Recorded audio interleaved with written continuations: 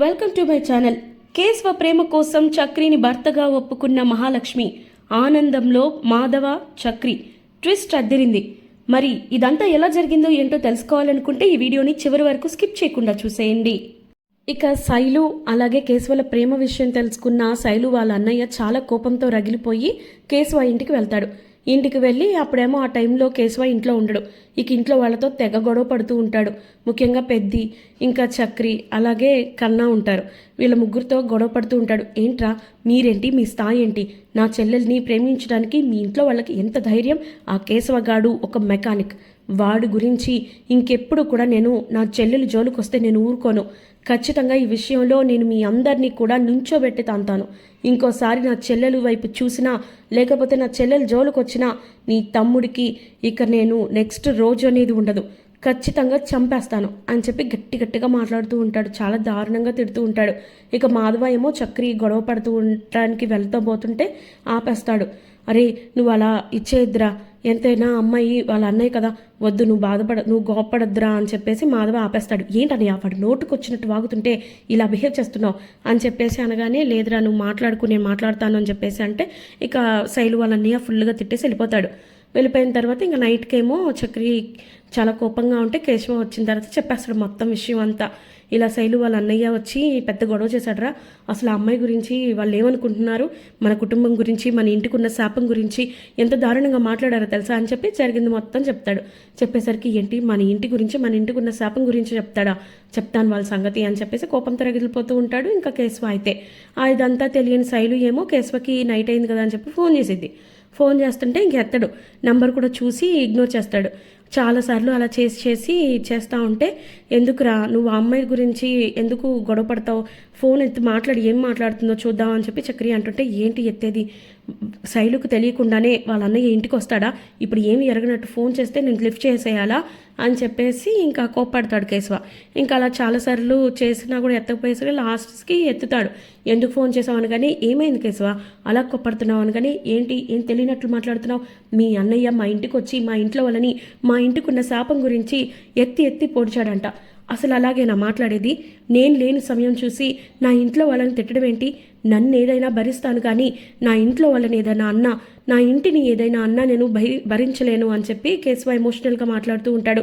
ఏంటి మా అన్నయ్య మీ ఇంటికి వచ్చాడా అనగానే, నీకు తెలియకుండానే వచ్చాడా అని చెప్పేసి ఇంకా అలా మాట్లాడేసరికి, నిజంగా నాకు తెలియదు కేశవ, నన్ను నమ్ము, నాకు మా అన్నయ్య మీ ఇంటికి వచ్చాడన్న విషయమే తెలీదు, నన్ను నమ్మంటున్నాను కదా అంటే, లేదు ఈ విషయంలో నేను ఎవరిని కూడా టాలరేట్ చేసే పరిస్థితే లేదు, నన్ను అన్నా పర్లేదు, దేవుడు లాంటి మా అన్నయ్యని, ఇంకా దేవాలయం లాంటి మా ఇంటిని అన్నేసి మాటలంటాడా, ఈ జోలికి వస్తే నన్ను చంపేస్తానన్నాడంట, అదే జరగని చూద్దాం అని చెప్పేసి అలా మాట్లాడేసరికి, నిజంగా నన్ను నమ్ము కేశవ, మా అన్నయ్య అలా వచ్చి గొడవ చేసినందుకు నాకు కోపంగానే ఉంది, కానీ ఇదంతా నాకు తెలీదు, నన్ను నమ్ము, ఖచ్చితంగా ఈ విషయంలో ఏంటో ఏం జరిగిందో నేను కనుక్కుంటాను అని చెప్పేసి అంటే, లేదు ఇంకొకసారి అసలుకి ఇలాంటి గొడవలు జరగకూడదనే నేను ప్రేమకి పెళ్ళికి చాలా దూరంగా ఉంటాను, కానీ నువ్వే ప్రేమ పెళ్ళి అని నా వెంట తిరిగావు, నన్ను ప్రేమించు అని టార్చర్ చేసావు, ఇప్పుడేమో నీ ఇంట్లో వాళ్ళతో నా కుటుంబ సభ్యుల్ని తిట్టించావు అని చెప్పి ఇంకెప్పుడు నువ్వు నాకు ఫోన్ చేయకని చెప్పి ఫోన్ కట్ చేసేస్తాడు.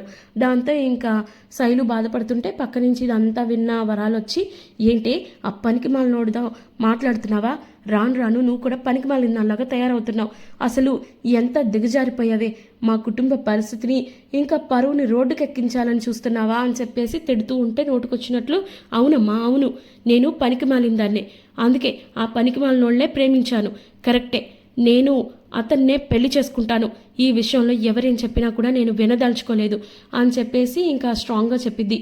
చూడమ్మా ఈ విషయంలో నీ కొడుకు ఏం చేశాడో తెలుసా, వాళ్ళ ఇంటికి వెళ్ళి వాళ్ళ కుటుంబ సభ్యుల్ని తిట్టాడంట, ఏదైనా తప్పు చేస్తే అది నన్ను తిట్టాలి, ఎందుకంటే కేసు వెనకాల తిరిగింది నేను, తనను ప్రేమించుకుని వేధించింది నేను, ఇదంతటికి కారణం నేనే, తను తప్పేం లేదు, అలాంటిది అన్నయ్య వెళ్ళి వాళ్ళకు వార్నింగ్ ఇవ్వడం ఏంటి అని చెప్పేసి బాధపడి, మీరు ఎంతమంది ఏం చేసినా సరే నువ్వు నీ కొడుకే కాదు మీ ఆయన కూడా ఈ విషయంలో నన్ను ఎదిరించినా నేను కేసునే పెళ్లి చేసుకుంటాను అని చెప్పేసి గట్టిగా కరాఖండిగా చెప్పేసి వెళ్ళిపోద్ది. దాంతో ఇంకా వరాలు షాక్ అయిపోద్ది. ఇక నెక్స్ట్ డే మార్నింగ్ ఏమో మాధవ అలాగే కన్నా మహాలక్ష్మి ఉంటారు. ఏమైంది మాధవ, ఎందుకు అలా ఉన్నావు అని చెప్పేసి మహాలక్ష్మి అడుగుతుంది. ఏం లేదమ్మా, రాత్రి గొడవైంది కదా, శైలు వాళ్ళనే ఇంటికి వచ్చి గొడవ చేశాడు, అసలే ఈ విషయం మొత్తం చక్రి ఏమో కేశవకి చెప్పేశాడు, వీళ్ళిద్దరు ఎక్కడికి వెళ్ళారా అని చూస్తున్నాను అనగానే, లేదు పొద్దున్నేదో ఇద్దరు కలిసి బయటికి వెళ్ళారు, ఎక్కడికని అడిగితే ఏం మాట్లాడలేదు అని మహాలక్ష్మి చెప్పుద్ది. అయ్యో అవునా, వాళ్ళిద్దరు ఎప్పుడు గొడవ పడుతూ ఉంటారు, కానీ ఏదైనా గొడవ జరిగితే ఇద్దరు ఒకటైపోతారు, వాళ్ళిద్దరు వెళ్ళారంటే ఖచ్చితంగా ఎవరికో మూడింది అని అర్థం అని చెప్పి పెద్ద ఓ టెన్షన్ పడిపోతుంటే, అలా ఏం జరగదులే పెద్ది, నువ్వు ఎక్కువగా టెన్షన్ పడకు అని చెప్పి మహాలక్ష్మి అంటది. అవునన్నయ్య, నువ్వేం కంగారు పడకు అంటాడు కన్నా కూడా. లేదు, ఖచ్చితంగా చక్రి చెప్పిందే కాకుండా గతంలో నాన్న చెప్పిన విషయాన్ని కూడా కేశవ నోట్ చేసుకుని ఉండుంటాడు, ఏమైంది అని మహాలక్ష్మి అడుగుతుంది. అప్పుడు నారాయణ చెప్పిన విషయాలన్నీ చెప్తాడు మాధవ. అయితే శైలజ విషయంలో నువ్వేం భయపడకురా, కావాలంటే నువ్వు తనని పెళ్లి చేసుకుని ఇంటికి తీసుకొచ్చేయి, నీకు ఆ అమ్మాయికి సపోర్ట్గా మేము ఉంటామని చెప్పి నారాయణ అన్న మాటలు గుర్తు చేస్తాడు. దాంతో ఇంక మహాలక్ష్మి కొంచెం టెన్షన్ పడుతుంది, కానీ ఏం కాదులే, వాళ్ళిద్దరు అలా వెళ్ళుండరు ఇంటి మీదకి కదా అని చెప్పేసి అంటే, లేదు లేదు వాళ్ళు ఖచ్చితంగా ఏదో చేస్తారని చెప్పి భయపడతా ఉంటాడు మాధవ. అయితే ఇక మాధవ భయపడినట్లుగానే చక్రి అలాగే కేశవ ఇద్దరు కూడా శైలు వాళ్ళ ఇంటికి వెళ్తారు. ఇక ఆ ఏరియాలోకి వెళ్ళి వెతుకుతూ ఉంటే, ఏంటి ఇల్లు దొరకట్లేదు అని చెప్పి అంటుంటే, ఇక చక్రి ఏమో కామెడీ చేస్తూ ఉంటాడు అనమాట.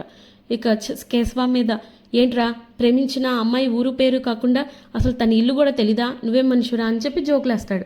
అవునవును, నాకు ప్రేమించిన అమ్మాయి ఇల్లు మాత్రమే తెలీదు, కానీ నువ్వు మాత్రం పెళ్లి చేసుకున్న అమ్మాయి నేను ప్రేమిస్తుందో లేదో కూడా తెలీదు, రేపమ్మప్పో విడాకులు ఇస్తుంది జాగ్రత్త అని చెప్పేసి ఇంకా అలా సెటైర్లు వేస్తూ ఉంటాడు. సర్లే మన ఇద్దరం సెటైర్లు వేసుకుంది చాలు కానీ ముందు ఇల్లెత్తుకు అని చక్రి ఇచ్చేస్తాడు. అప్పుడే ఇంకా శైలు వాళ్ళ నాన్న కనిపిస్తాడు. శైలు వాళ్ళ నాన్న కనిపించేసరికి, అదిగోరా అతనే శైలు వాళ్ళ నాన్న, అతను ఆ ఇంట్లోకి వెళ్తున్నాడు కదా, అదే ఇల్లు అనుకుంటా, పద లోపలికి అని చెప్పేసి వెళ్తుంటే, ఇక లోపలికి వెళ్ళిన తర్వాత ముఖ్యంగా చక్రి అలాగే కేశవ ఇద్దరు కూడా బయట నుంచి లోపలికి వెళ్తుంటే, రే ఎవడరా నువ్వు, ఎందుకురా లోపలికి వస్తున్నావు అని చెప్పేసి అంటుంటే, ఇక శైలు వాళ్ళ నాన్నేమో కేశవని గుర్తుపట్టి, నువ్వు నా ఇంట్లోకి నా పర్మిషన్ లేకుండా ఎందుకు వచ్చావు, బయటికి పోరా అని చెప్పి అంటే, పోతాను, ఖచ్చితంగా పోతాను, మీరందరూ ఇంట్లో ఉండంగానే నేను వచ్చి మిమ్మల్ని అంటుంటే మీరు ఇంత బాధపడుతున్నారే, నేను లేని టైం చూసి నా ఇంటికి వచ్చి నా ఇంట్లో వాళ్ళని తప్పు పట్టడానికి మీకేం హక్కు ఉంది, అయినా తనని ప్రేమించింది నేను, పెళ్లి చేసుకోవాలనుకుంటుంది నేను, కాబట్టి నన్ను అనండి, అంతేగాని నా ఇంటికి వెళ్ళి నా అన్నయ్యని ఇంకా మా కుటుంబ సభ్యుల్ని అనడానికి మీకేం హక్కు ఉంది అని చెప్పి గట్టిగా పోట్లాడతాడు. ఈలోపు శైలు వాళ్ళ అన్నయ్య కూడా వచ్చి, ఏంట్రా నువ్వు నా ఇంటికి వచ్చి గొడవ పెట్టడానికి నీకు ఎంత ధైర్యంరా, బయటికి పో అంటే, పోతాను కానీ ఈ విషయం నీ చెల్లెల్ని చెప్పమను, ఎందుకంటే నా వెంట పడింది, నన్ను ప్రేమించమని వేధించింది నీ చెల్లెలు, తనని చెప్పమను, నేను వెళ్ళిపోతాను అని చెప్పి అంటే, ఇక అప్పుడు శైలు వచ్చి, నాకు నువ్వంటే ఇష్టం కేశవ, నేను పెళ్ళి అంటూ చేసుకుంటే నిన్ను మాత్రమే చేసుకుంటాను, ఇంకెవరు కాదన్నా అవునన్నా ఈ విషయంలో వేరే చాయిస్ లేదు అని చెప్పి శైలు గట్టిగా చెప్పిద్ది. అయినా నా గురించి, నా ఇంటి గురించి, నా ఇంటికున్న శాపం గురించి ఏదో మాట్లాడారంటగా అని చెప్పి అనగానే, ఇక కేశవ అలా అనగానే ఇంకప్పుడు చక్రి ఏమో, అవునరా మన ఇంటికి శాపం ఉందని, మంది బూత్ బంగ్లా అని, మంది అగ్గిపెట్టి లాంటి ఇల్లు అని చెప్పి అన్నారా అని చెప్పి చక్రి ఇంకా ఎగేసి చెప్తా ఉంటాడు. చెప్తూ ఉంటే, అవును మీది మరి పెద్ద రాజ్మహల్ కదా, ఈ చివరి నుంచి ఆ చివరికి ఉంటుంది, మరి ఇటు నుంచి వెళ్తే అటుకు రావడానికి ఒక్క నిమిషం కూడా పట్టట్లేదు, మీది పెద్ద ఇల్లు అన్నట్టు మా స్థాయి గురించి మాట్లాడారంట అని చెప్పేసి గట్టిగా మాట్లాడుతూ ఉంటాడు కేశవ. ఇవన్నీ కాదు, ఇంకెప్పుడు కూడా మా ఇంటికి వచ్చి అమర్యాదగా మాట్లాడొద్దు అని చెప్పేసి ఇంకా చక్రి కేశవ చెప్పేసి వెళ్ళిపోతారు. ఇలాంటి వాళ్ళనే నువ్వు ప్రేమించింది, ఇలాంటి వాళ్ళ ఇంటికా నువ్వు వెళ్ళాలనుకుంటుంది అని శైలుని తిట్టిద్ది వాళ్ళ అమ్మ. అమ్మా నువ్వు ఎన్నైనా చెప్పు, నేను మాత్రం కేశవనే పెళ్లి చేసుకుంటాను అని చెప్పి లోపలికి వెళ్ళిపోద్ది. ఇక మరో పక్క కేశవ అలాగే చక్రి ఇంటికి వస్తే, ఎక్కడికి వెళ్ళారని అడుగుతాడు పెద్ది. వాకింగ్కి వెళ్ళామని చెప్పి కవర్ చేస్తే ఇంకా కన్నాకు డౌట్ వస్తుంది. ఇక ఈ లోపే నారాయణ బయట ఉంటాడు. ఈలోపు ఆటోలో శైలు వాళ్ళ అమ్మ నాన్న ఇద్దరు దిగుతారు. ఇదేంటి వీళ్ళు ఇల్లు తప్పిపోయి వచ్చారే ఏంటండి అని అంటే, లేదు మీ ఇంటికే వచ్చాం అని చెప్పేసి లోపలికి వచ్చి చెడమడ తిట్టేస్తూ ఉంటారు. లోపలికి వచ్చి నోటుకొచ్చినట్లు తిడుతుంటే మాధవ ఏమో, ప్లీజ్ అండి గొడవద్దు, ఇది ఇల్లు కదా అది అని అంటుంటే, మా ఇంటికి వచ్చి గొడవ చేసినప్పుడు గొడవ లేదా, మీ ఇంటి అంతా మీరంతా మీ స్థాయి అంతా నా కూతురు జోలికి వస్తే ఊరుకోను అది అని చెప్పేసి శైలు వాళ్ళ నాన్న తిడుతూ ఉంటే, ఇక అసలు మీరు మీ కుటుంబం గురించి ఎప్పుడైనా ఆలోచించారా, మీ ఇంటికి ఏ ఆడపిల్ల వచ్చినా కూడా ఇంట్లో ఉండదు, అలాంటిది నా కూతుర్ని మీ ఇంటికి ఎలా పంపించమంటారు అని చెప్పేసి గొడవ పడుతుంది శైలు వాళ్ళమ్మ. అప్పుడు ఇంకా మహాలక్ష్మి వచ్చేసరికి, మీరు ఎవరి గురించి ఏం మాట్లాడుతున్నారో మీకు ఏమైనా అర్థమవుతుందా, నేను ఈ ఇంటికి కోడల్ని, చక్రి భార్యని, వచ్చి 6 నెలలు అవుతుంది, నన్ను ఎంతో అపురూపంగా చూసుకున్నారు ఈ కుటుంబం అంతా కూడా, నేనొచ్చి ఎంతో గౌరవంగా బతుకుతున్నాను, నాది ఎంత పెద్ద కుటుంబమో తెలుసా, నాకు అన్నయ్య వదిన అమ్మ నాన్న హోదా అన్నీ ఉన్నాయి, కానీ నేను చక్రిని పెళ్లి చేసుకుని ఇక్కడికి వచ్చిన దగ్గర నుంచి నన్ను ఈ కుటుంబం ఎంతగా ఆదరించిందో తెలుసా, నన్ను ఎంత బాగా చూసుకుంటున్నారో తెలుసా అని చెప్పేసి ఇంకా అలా మహాలక్ష్మి అయితే వచ్చి గొడవపడుతూ ఉంటుంది. అలాంటిది మీ కూతురు ఈ ఇంటికి వచ్చి సంతోషంగా ఉండలేదా అని చెప్పేసి ఇంకా అలా అనేసరికి వాళ్ళు కొంచెం సైలెంట్ అవుతారు. మహాలక్ష్మి 1కి 10 సార్లు నేను చక్రి భార్యని ఇంటి కోడల్ని అనేసరికి ఇక చక్రి అయితే తనలో తానే మురిసిపోతూ ఉంటాడు. ఈ ఇంటి కోడల్ని నన్ను ఎంతో బాగా చూసుకుంటున్నారు అన్న మాటలకేమో పెద్ది చాలా మురిసిపోతూ ఉంటాడు, చాలా హ్యాపీగా ఫీల్ అవుతూ ఉంటాడు. చూడండి, మీకు మీ అమ్మాయికి ఎటువంటి సమస్య రాదు, నేను గ్యారంటీ. ఎందుకంటే నేను ఈ ఇంట్లోనే ఉంటాను కదా, అలాగే చక్రికి భార్యగా ఈ ఇంటికి కోడలుగా నేను ఉంటాను కాబట్టి మీ కూతురికి ఎలాంటి సమస్య ఉండదు. కేశవ లాంటి మంచి అబ్బాయికి మీ కూతుర్ని ఇచ్చి పెళ్లి చేయడంలో ఎలాంటి సమస్య ఉండదు అని చెప్పి గట్టిగా చెప్పేటప్పటికి ఇంకా అప్పుడు శైలు వాళ్ళ నాన్న అలాగే వాళ్ళ అమ్మ కొంచెం కన్విన్స్ అవుతూ ఉన్నట్టు ఉంటారు. ఇక ఇదంతా వింటున్న చక్రి ఏమో తనలో చాలా మురిసిపోతూ ఉంటాడు. మహాలక్ష్మికి నా మీద ప్రేమ ఉన్నట్టుంది, నన్ను భర్తగా స్వీకరించిందని చాలా హ్యాపీగా ఫీల్ అవుతూ ఉంటాడు. మరిన్ని ఇలాంటి ఇంట్రెస్టింగ్ అప్డేట్స్ కోసం సబ్స్క్రైబ్ టు అవర్ ఛానల్.